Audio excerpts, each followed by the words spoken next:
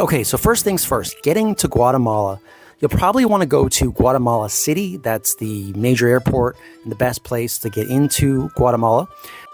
From Guatemala City, it's about a 2-hour drive to Antigua. And then from Antigua, you can decide what you want to do then. Now, Antigua is a great place to make like your base camp. It's a very classical city. There's cobblestone that's been there since the last few hundred years. Buildings haven't changed. There's buildings there from the colonial days when the Spanish came.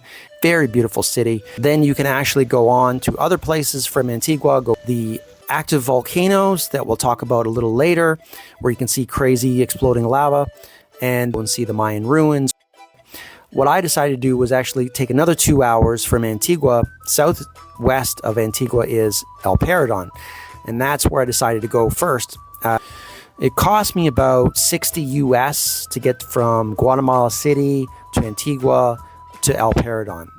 There's lots of shuttle buses that run. So I actually arrived late in the evening, and this is my hostel. And this is the best hostel I've probably ever stayed in my life. Out of all the hostels of my travel, it was crazy. It was a boutique luxury hostel, and it had this really nice ambiance. There was a pool there in the middle of it, and it's a circular structure and really nice lighting and seating, and there was places to work. There was Wi-Fi, and it was quiet. So this is another hostel that's the same owner, and it had a really nice pool. It's called Kokori Hostel, and you have access to all this. So I had access to this pool, and again, it was very beautiful setting. It had its own kitchen, and I saved a ton of money cooking all my own meals. So it was really worth it. It was a luxury kitchen, and they had a barbecue outside where we would do wood fires on the barbecue, and they had a nice patio out here. You could do yoga and things like that. So it was only it was $24 a night, and I asked for a deal, and they gave me a discount. So you could probably get a discount if you ask nicely, and the longer you stay, the more discount they give you. And this was my first sunset here in El Paredon, and there's dogs playing everywhere and surfing, of course, and I'll get into the surfing in a little bit. It's my first dinner. I've already made some friends, and you'll make friends so fast here, it'll make your head spin. And then again, 2 nights later, there was my first bonfire, and again, there'll be all kinds of bonfires on the beach where you can just sit down and join anybody and start talking to them. This is Jewel. This is Jewel, and you already know. This was another digital nomad I met. She was there for a month and a half. She worked as a English and math tutor to students in her home country. Surfboards, rentals are everywhere. I'll get into prices in a few minutes. This is just a quick overview of my hostel here. Now let's talk about surfing. So this was the next day. This is the surf break right outside. It's a beach break. It's sandy bottom, sand, and the beach breaks go on for miles and miles. And you can go on and explore so many different beach breaks. And this day was a smaller day. You can see that the waves were maybe like chest height there, maybe head height sometimes. And they are very fast, and they're quite hollow, and they're very steep.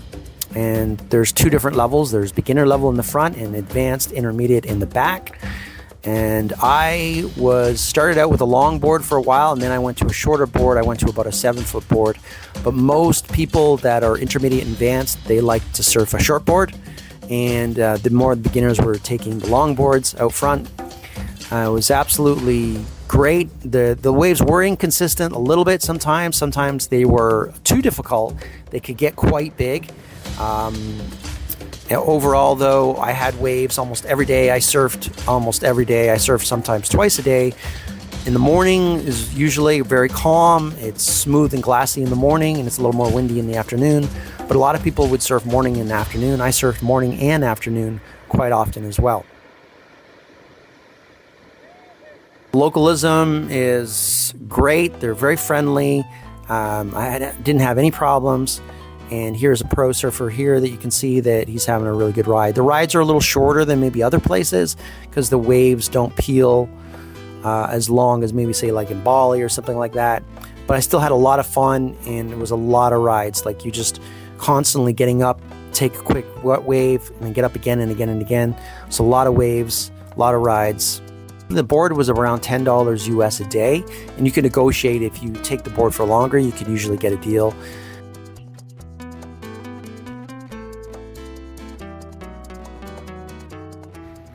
Okay, so this town, you can basically just walk from one end of the town to the other in about 10 minutes in a square direction.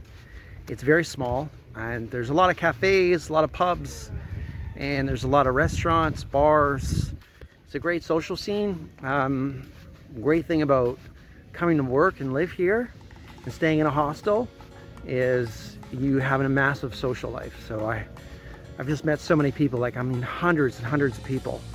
And that includes dating as well. Like, you'll meet tons of attractive people that you have, you know, tons of choice from, and you'll have an insane social life. So for men and women, of course, and that's one big thing I've noticed.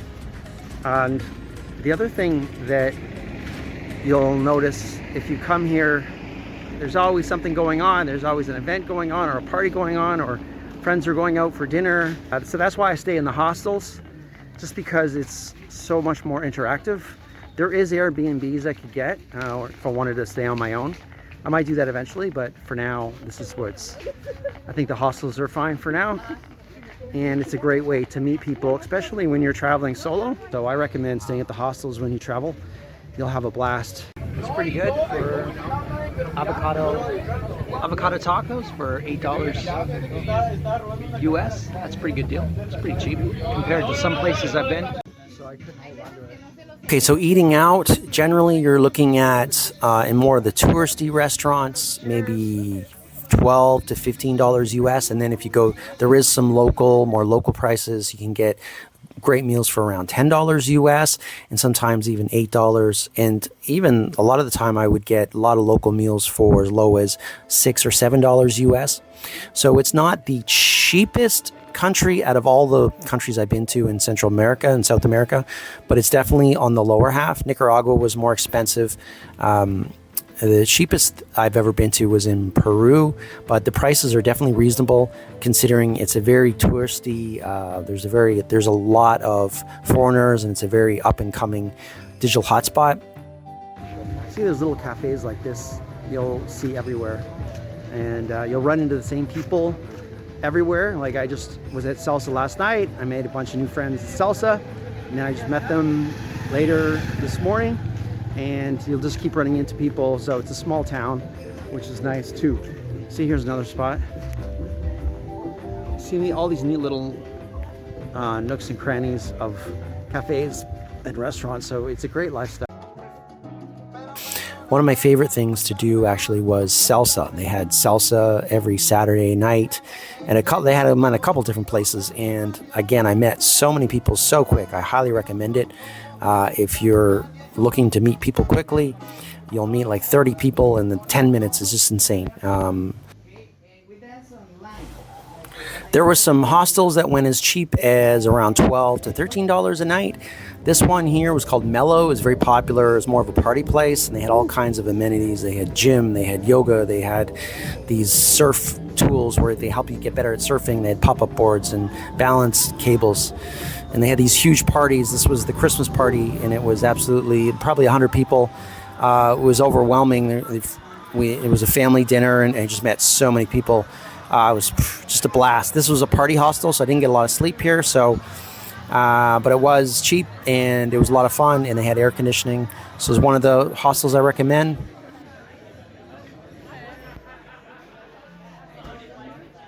And so it was great for a couple days, but I mostly stayed at the other hostel you saw, the Caracola.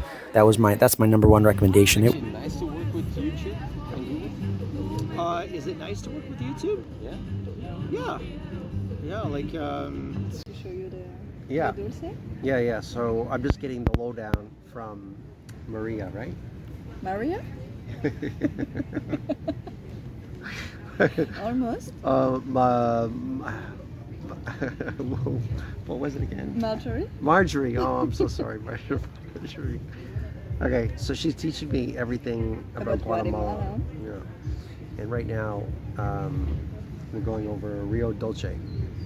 Yeah. There's other water sports as well, like paddle boarding on the mangroves. There's boat trips you can take, and of course beach volleyball, free beach volleyball. People just like every night around 5:30 they watch the sunset while they play their volleyball. It was great times.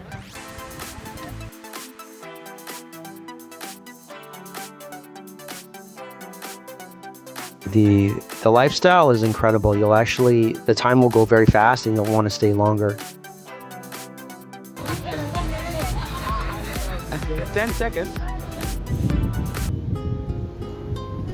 Now the markets where the local food was super cheap. You can get plenty of fruit and vegetables for, you're talking, I can get like 3 days worth of food for $20. So you can see here that this kitchen is fantastic. It has a fully functional, high-end kitchen, luxury kitchen almost, and I eat really well. I have lots of veggies, and today I'm just cooking up a bunch of veggies and pasta.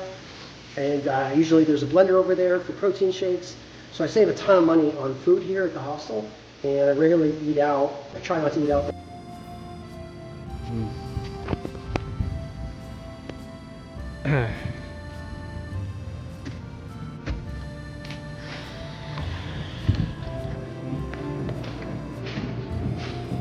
¿Cómo está? May I have uno cappuccino, por favor? Yeah. This was actually one of the places I worked. This is the only place at the time where you can work with air conditioning. It's called La Pâtissière, and the Wi-Fi was amazing. And it was right at the edge of town, and it's kind of like a little oasis, and they have amazing pastries. It's always busy in the morning and then quieter in the afternoon, so I get a lot of work done here. The beach is like literally 20 seconds that way. And you have like all these neat little colorful places. All the roads are dirt. I used to walk everywhere. I don't rent a scooter. They don't really have scooters for rents. There's the odd one kicking around, like a motorbike here and there, but it's small enough you don't really need one right now. Yeah, it looks like, I don't know about the legal ramifications of this, but they're building a Star Wars. Looks like a Starship restaurant. And you're starting to see the shape of the Battlestar ship. The Empire, I think it's like the, yeah, you get the idea. It's kind of cool. Someone's a big Star Wars fan. They're building like crazy in this town. Apparently a year ago there was really very little around, and now it's just exploded in the last 12 months. And again, more construction. This building actually wasn't even here when I got here a month ago. There was nothing. This wall wasn't up, nothing. They're building like crazy. There is actually a hostel for sale that's 1.2 million. It's the original hostel that was here. First one, it's called Driftwood, and it's kind of a party hostel now. It's very famous, and the guy's trying to sell it. So it gives you an idea of what property. That's a business, so homes are probably, there is some homes being built as well right on the beach, and they have a kind of a Malibu, California look to them, and they must be at least $500,000 to $1 million as well. But it's strange. There's like you can walk to the end of town and then there's nothing. It's just all fields. There's no homes on the beach, nothing. It's just empty lot. But it probably won't be like that for much longer.